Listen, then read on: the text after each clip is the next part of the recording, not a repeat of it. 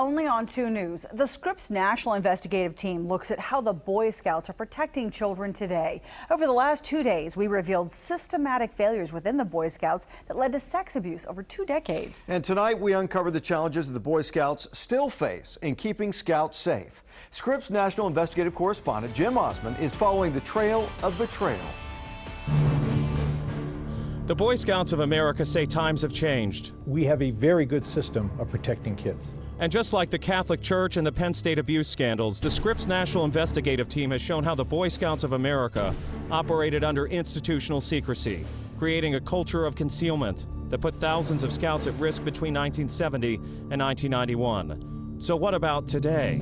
This former scout leader says there are still problems. It is a great program, except that protecting the boys, they don't do. I believe when my grandson joined scouting, he's safer than any other place he could be. And now, after all that we've uncovered, there are calls for lawmakers to intervene. It's time for Congress to investigate.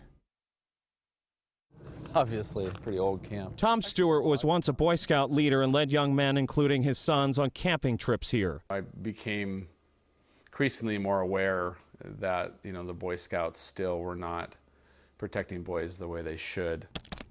But Tom Stewart still expected stringent screening when he joined as a scout leader in 2001. They didn't do a background check on me. In fact, BSA didn't require mandatory background checks until 2008.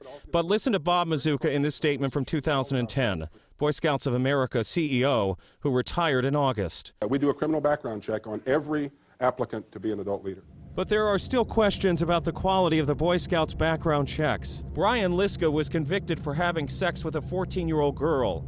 But in 2011, he was a Boy Scout leader and was arrested at a scout meeting at a school because it violated the conditions of being a registered sex offender in Illinois.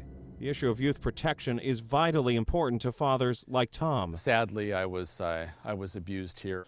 Because the Seattle area camp where he once led the Boy Scouts is the same camp where a Boy Scout leader molested him when he was a boy, molesting him and his brother. We were, abused hundreds of times. We were raped and sodomized.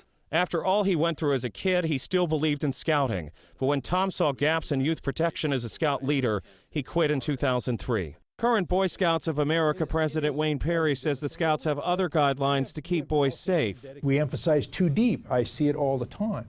I see the commitment people have. Too deep means 2 adults at all times supervising Scouts, a policy since 1987. But in 13 recent criminal court cases, the Scripps National Investigative Team found incidents where scout leaders molested children at scouting events while they were alone. Like William Huffling, a former suburban Detroit scout leader who in 2009 gave a Boy Scout liquor and molested him in a tent. The 2 were alone. Or take Scott Allen Herrick, who in 2010 provided alcohol to Boy Scouts, showed them pornographic videos, and hosted them for overnights alone.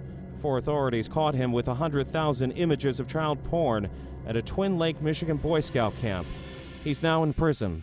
We have trained millions of people in what is youth protection. The Boy Scouts of America President Wayne Perry says they do put boys first. Today, I think we do a very good job. Around the world, people asked us to use our youth protection system. In an exclusive interview with the Scripps National Investigative Team, the president of the Boy Scouts now says he will turn over to police the names of scouting officials who may not have done the right thing when it comes to reporting.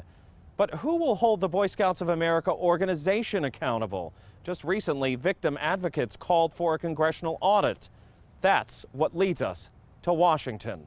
Congress has the power to investigate the Boy Scouts, according to author Patrick Boyle, who wrote the book Scouts Honor about molesters in the Boy Scouts. Congress certainly has it within its authority to call them forward and actually get some answers that probably we're not getting. After all, Congress approved the federal charter that created the Boy Scouts in 1916. And Congress gives the Boy Scouts perks to help run the organization. That was pointed out in a lawsuit filed against the Scouts by Seattle attorney Tim Kosnoff. There's probably 25 different code sections where some member of Congress inserted some sort of giveaway. Congress requires the Agriculture Secretary to give grants to the Boy Scouts and the Defense Secretary to loan property for the Boy Scouts Jamboree. This does come at the expense of the American taxpayer. The Boy Scouts of America have been sued more than 100 times since the 1980s regarding sexual abuse cases. At least that many are still pending. The Scripps National Investigative Team will continue on television, in print, and online to follow the trail of betrayal. I'm Scripps National Investigative Correspondent Jim Osman in Washington.